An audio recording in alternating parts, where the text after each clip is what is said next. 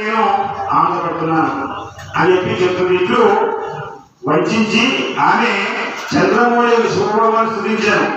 ముందు వంచింది, ఇప్పుడు వంచింది. ఇట్లు వంచి ఆమె చంద్రమౌళికు శుభమని స్థుతించాను. చేతులు జోడించే స్వామి ప్రణామం చేశాను. తదుపరి ఆమె లజ్జితురాలయ్యాను. ఎంతో సిగ్గుపడిపోయిందట. అనవసరంగా మాట్లాడాను అని అడిగాను. ఇంకా అనేక మంది ప్రవాసులకు స్త్రీలు భగవద్ విషయం దర్శించు ఇచ్చులో తమకున్నటువంటి పనులని విడిచిపెట్టి అక్కడ చేరుకున్నారట. అందరూ వచ్చారట. ఉన్నవారు ఉన్నట్లు అస్తమిస్తులై పరిగెత్తుకుని వచ్చారట. భగవంతుడు శంకరుని అమ్మవారి రూపం చూసి వారందరూ కూడా బాగుపడిపోయారట. స్వామి అంత సుందర రూప పరమశివుడు శివుని దర్శించి విదర్శించారట.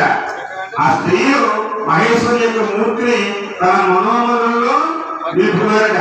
నిలుపుకుని చెప్తున్నారు, ప్రవాసం చెప్తున్నారు, మాట్లాడతారు. ఆహో బ్రహ్మనగరంలో నివసించిన వారి నేత్రంలో మీరు సఫలమయ్యాను.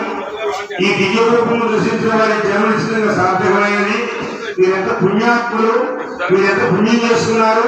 సకల పాపం నశింపజేయ సాక్షాత్